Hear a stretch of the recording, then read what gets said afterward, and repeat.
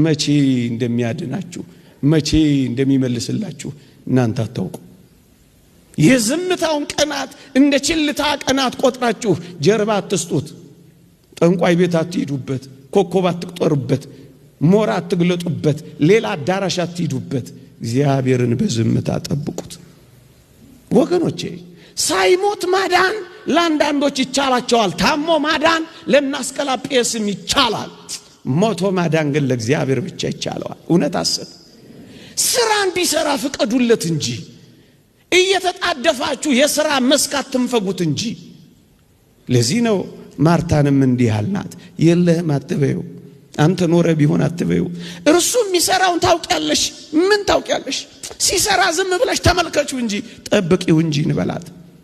እንደውም እንበላት እግዚአብሔር ዘግይቶ ሳይሆን አንቺ ቸኩለሽ ነው እንበላት። እግዚአብሔር ሳይታመን ቀርቶ ሳይሆን አንቺ ተጠራጥረሽ ነው እንበላት። እግዚአብሔር ተንቀራፎ ሳይሆን አንቺ ልቅደም ብለሽ ነው ብለን እንንገራት። አዎ ማርታ ሆይ እንደውም ከፍ አድርገን እንዲህ ለምን አንለው? ምን እንበለው? ጌታ ሆይ አንተ እኔ የማላውቀውን ጎዶሎዬን የምትሞላ ስለሆንክ ከእኔ ከማውቀው ሽንቁሬ አንተ ጠብቀኝ። እኔ ሽንቁሬን ለመድፈን ስሞክር አንተ ለካ ታላቁን ገደሌን ነው የምትሞላልኝ እና መጠብቅሃለሁ እንበለው። እኔ ከማላውቀው ጎዶሎ እግዚአብሔር የሚያውቀው ጎዶሎ ይበዛል።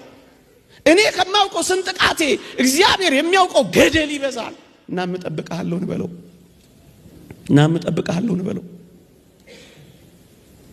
መቼ እንደሚጠቅም የሚያውቀው እግዚአብሔር ነው። አንተና እኔ አናውቀው እና ምን ጠብቀዋለን? እስኪ የዛን ቃና ዘገሊላ አስታውሳችሁ። ጋኖቹ ውስጥ ያለው መናኛ ወይን እስኪያልቅ እግዚአብሔር አዲስ ወይን ለመስራት ጊዜ ያስፈልገዋል። ሳያልቅ ለምን ይሰራል? አበረከተ ልታስብሉት ነው? ተውት እንጂ ያ ጊዜ ገና አልደረሰም ያለውን ጊዜ ጠብቁ እንጂ ወጣቶች ጠብቁት። እሱን መጠበቅ ምን ያጣድፋል? ምን ያስቸኩላል? ጠብቁት። ግድ የለም አንተ መናኛው በጣፋጭ ልትቀይረው ከሆነ ግድ የለም የኔ መናኛ ይለቅና ያንተ ጣፋጭ ይቀጥል። ጠብቅሃለሁ በሉት። ግድ የለም የኔ ያልኩት ይለቅ፣ ያንተ ያልከው ይለቅ፣ ያንተን ጥፍጣፊ ይለቅ። ያ ምንም ነገር እንደሌለበት ይረጋገጥና እግዚአብሔር ሥራ ሳይጀምር እንደሆነ ታወዋለህ። ጠብቀው። ዓለም እንደሆነ ታውቃታላችሁ። መጀመሪያ መናኛውን ታመጣለች። ይታወቅ ጌታ እግዚአብሔር ምስጢሩን ሁሉ ተመልከቱት። ጨለማን ፈጠረ፣ ከዛ ብርሃን አደረገ። እውነት አሰብ ከብርሃኑ በፊት ጨለማ መኖሩ የዘፍጥረትን መጽሐፍ ጥቂት ገጾች ግን እንዳነበባችሁ ቀንና ሌሊት፣ ጨለማና ብርሃን፣ ክረምትና በጋ፣ መዝራትና ማጨድ በምድር ላይ ይፈራረቃሉ ነው የሚለው። ይሄማ አለ። ወጣቶች አትደንግጡ፣ አትሸበሩ። አንዳች ነገር እንደመጣባችሁ አትታወቁ።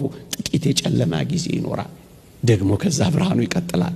ለዚህ ነው ቃና ዘገሊላ መጀመሪያ መናኛውን ከዛ ጣፋጩን ያመጣው። እግዚአብሔር ሁሌ እጠብቅሃለሁ፣ ጣፋጩ እስኪመጣ እጠብቅሃለሁ። መጠበቅ ማለት እኮ ነው። ጠብቁት፣ አትጣደፉ። ጠብቁት፣ አትፍጠኑ። እግዚአብሔርን በማናቸውም ነገር አትቅደሙት። ጌታችንስ አትመለከቱት? መጀመሪያ እኮ ያመጣው ሕማሙን ነው። ከዛ በኋላ እኮ ነው ትንሣኤውን የገለጠው። እውነት አሰብ እውነት የሚቀድመው ሕማም ነው፣ የሚቀድመው ፈተና ነው፣ የሚቀድመው መከራ ነው። እስራኤል እንኳን ከግብፅ ሲወጡ አታስታውሱ? መጀመሪያ የገጠማቸው የማራ ውሃ ነው። ኦሪት ዘኍልቍን አንብቡ። የማራ ውሃ ላይ መራራ ከጠጡ በኋላስ ጥቂት ፈቀቅ እንዳሉ 12 የዘንባባ ዛፎች ያሉባት ጣፋጭ የኤሊም ውሃ ነው የተከተለችው። ጥቂት ነው የሚያስጠብቀን። እናስ ጠብቁት። ሶስተኛ ነገር ለማሳጠር ሶስተኛ እየሰማችሁኝ ነው? ሶስተኛ ከሶስተኛው በፊት ያለ ጊዜዋ አንዲትን ጫጩት እንቁላሏን ያለ ጊዜዋ ብትሰብሩት ጊዜ ወፏ ትበራለች። ጫጩት መትወን ትመስላችኋለች? ምንድነው የምትሆን? ታቆማለች። ያለ ጊዜዋ አትስበሩት እንጂ እግዚአብሔር ሁሉን ነገር በጊዜው ጊዜ ነው የሚያደርገው ወገኖች። እግዚአብሔር እንደ ዓለም አይደለም። ዓለም መጀመሪያ ደስታዋን ትሰጣችኋለች። ቅድም ካልኩት በተቃራኒ ነው። ከዛ በኋላ ነው ሐዘኗን የምታመጣው። መጀመሪያ ሳቋን ከዚያ ለቅሷን ነው የምታመጣው።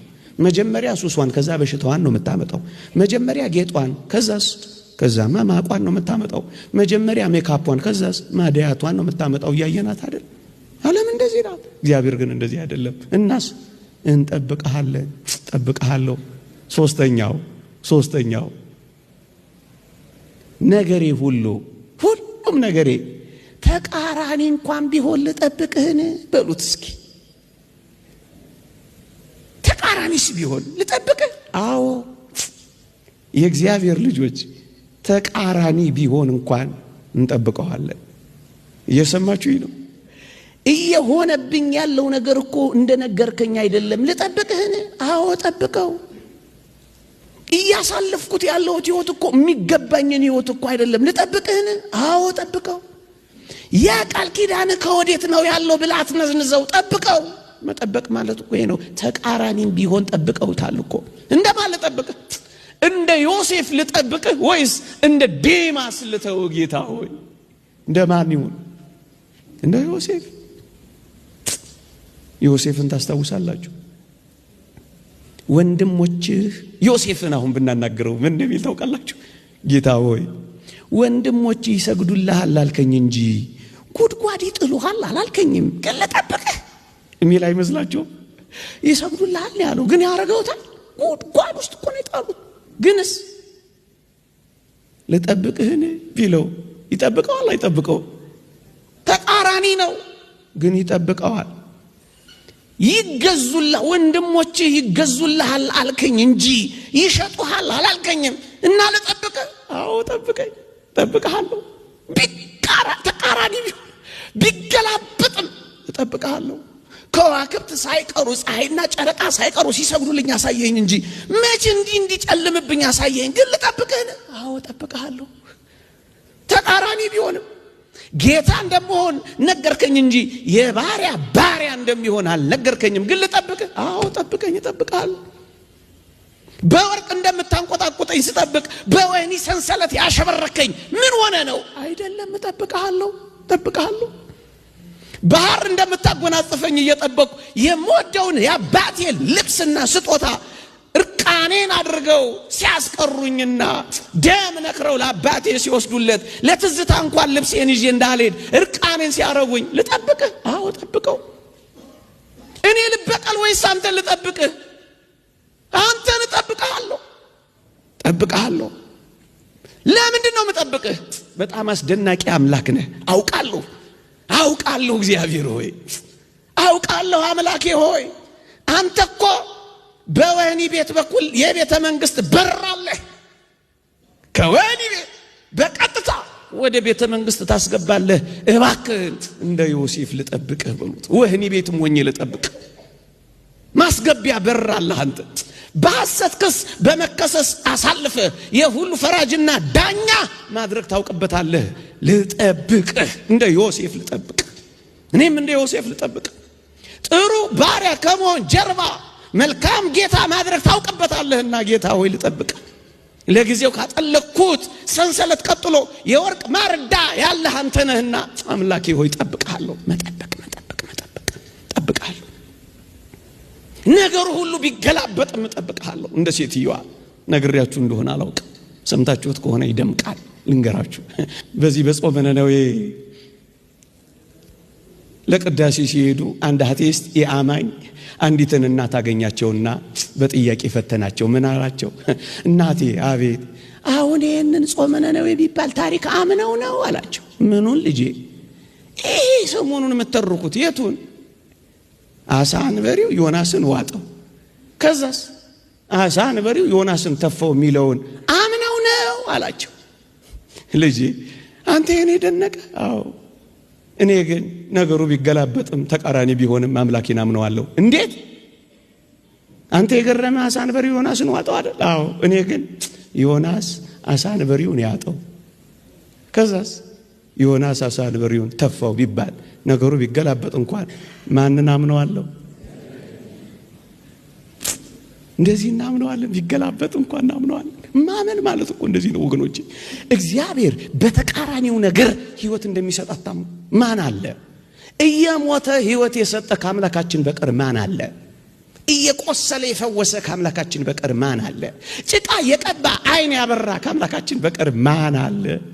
ጭርት በሚያስይዘው ምራቅ አይን ያበራ በተቃራኒው የሚሰራ ከሆነ ዝም ብላ ጠብቀው። ጠብቀሃለሁ